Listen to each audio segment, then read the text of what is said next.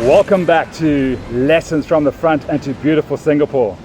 In today's episode, Richard and I are going to be taking a look at a catastrophic moment in a game that we played earlier in the week. When his airstrike came in, when his airstrike works. Now, I'd been looking forward to this game for some time. I'd been wanting to play my Japanese for the first time. Now, my Japanese is one of my favorite thematic armies in Bolt Action. And I've had them for quite some time, but they've always been used by other folk in multiplayer games that I've run at Fireteam Alliance here in Singapore. But this was my opportunity to use them for the first time.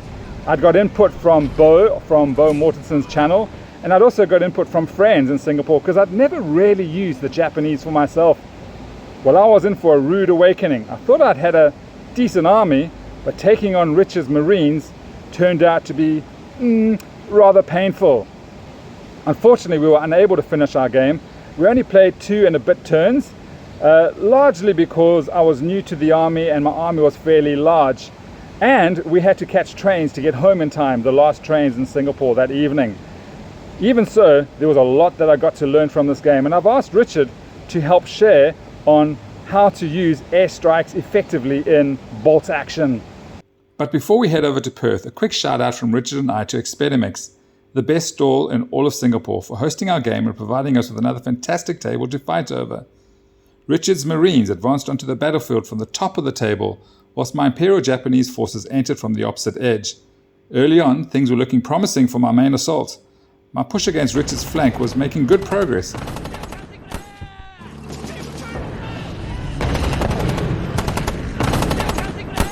And one of his squads was obliterated on the right side of the table.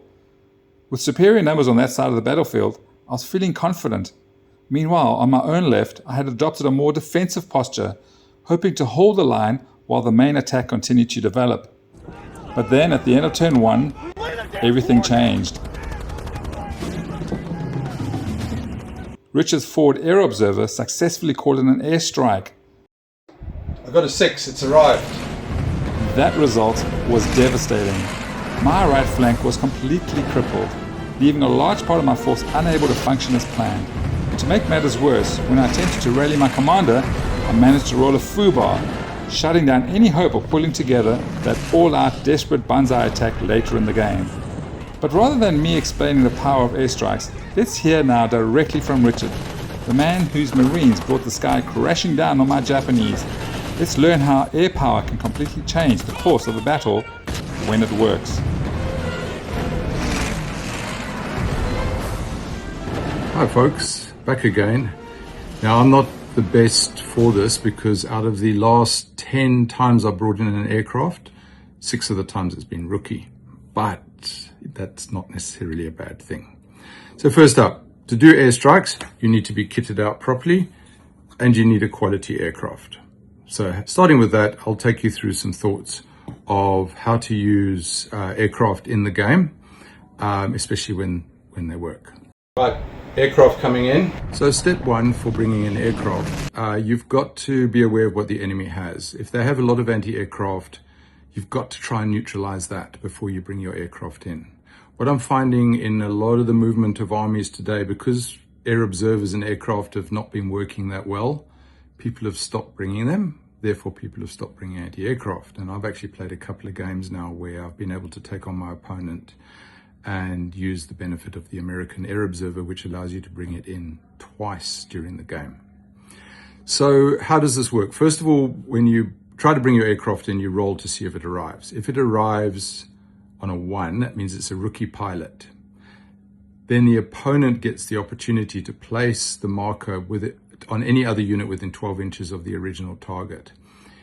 If there is none, then that aircraft will still strike the target, but it'll just be a strafing run and all it'll do is add extra pins. So we won't worry too much about that. If, however, there is an eligible target, it will still strike and you will then place the marker. Now, obviously what the opponent hopes for is that one of your own, like my units, is close and within 12, then they'll place the marker on my unit.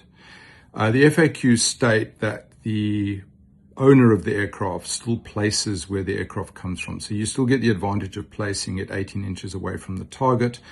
And the main benefit of this is that you get to pin any unit within 6 inches of your aircraft where it comes in, the point of the aircraft you're measuring from. And you also get to pin every unit within 6 inches of your target.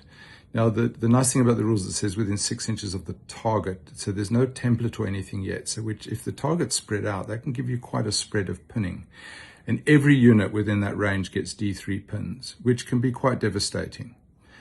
And that is probably why I like to use aircraft, and especially American one, because I often find as the enemy is approaching me, I'm starting to fall under pressure. There's a lot of units firing long range at me. There's vehicles coming in at me.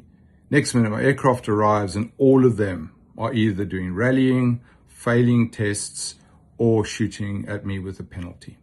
That's the advantage. And the beauty of the Americans, I can rinse and repeat. And what I'll try and do then is actually place my first target more than 12 inches away from my units. So even if he moves it, he still has to put it on one of his units. And that's a great advantage even if you roll for rookie. Right, so your aircraft has arrived. It survived the flak. It's not a rookie. It's arrived on table. Right, what happens now? You roll to see what type of aircraft arrives. And it ranges a 1 or 2 is effectively a strafing fighter, all the way to, if you roll a 5 or 6, you get a ground attack aircraft. The difference in the 3 is that if you roll a 1 or 2, you get 2d6 hits. If you roll a 3 or 4, you get a 3-inch template. And if you roll a 5 or 6, you get a 4-inch template. People you're shooting at cannot take cover unless, for example, they're behind a wall between the aircraft and you. So effectively, they're getting protection from the wall. If you're rolling the templates, no cover. They do get the opportunity to go down before you place the template. So it's not like in some of the other shooting rules where you got to declare you go down before even the aircraft arrives. In this case, you wait to see what type of aircraft arrives, and then you can choose to go down with your target unit if possible. Interestingly, you cannot recce away from aircraft coming in, especially for the pins, because you're not being targeted directly. So, and it's clarified in the rules that you cannot use the escape move to get away from aircraft. So now you arrive, and again, you just roll for what type of aircraft, and then you do as much damage as you can on the target. Now, bear in mind, the target took D3 pins in the first run. So you're going to take another set of pins. If you get the 1 or 2 aircraft, which gives you the 2d6 strafing run, you take another pin. If you get the 3 or 4 inch template, you take the appropriate number of pins, which will be another D3 pins. That's if you survive the attack. Thank you, Richard. That was well explained. But I played a game once where my mate Alfred shot down his own aircraft. How do you manage that? Well, I'm trying out an American list at the moment where I don't have any anti-aircraft in my own list. So that takes half the problem away. I'm not likely to shoot at my own aircraft. Again, I then focus on the enemy, focus on the direction. A lot of them are bringing pintle-mounted front arc vehicles. Just make sure you place your aircraft behind them. I did that last night in a game.